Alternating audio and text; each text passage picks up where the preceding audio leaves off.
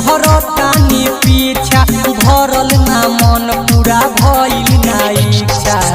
छुए भम खाली दुनु साइड के आज हम ले फाराइड के छुए भम खाली दुनु साइड के आज हम ले फाराइड के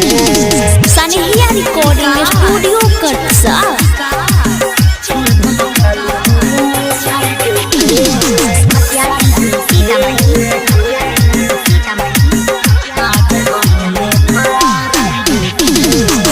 पतली कमर तोहर तिरछी नजरबा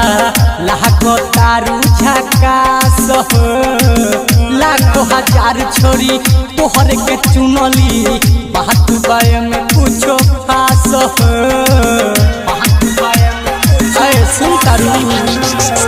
पतली कमर तोहर तिरछी नजरबा लाखो तारू झकास लाखों हजार छोरी तोहर के चुननी बात बाय में कुछो खास देम समझाई पूरा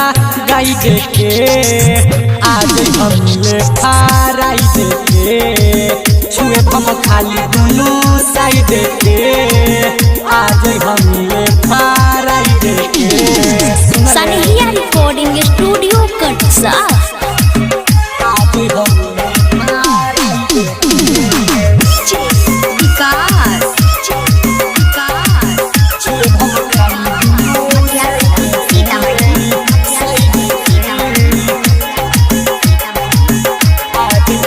सोहना के खान जस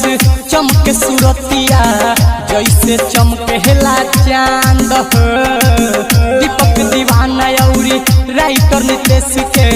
बहसेला तो हमें परान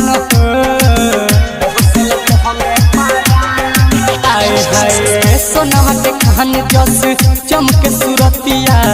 जैसे चमकेला चांद दीपक दीवाना सोनू औरी मंजय के बहसेला तो हमें परान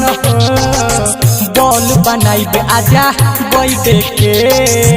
आज हम ले फाराइड के छुए हम खाली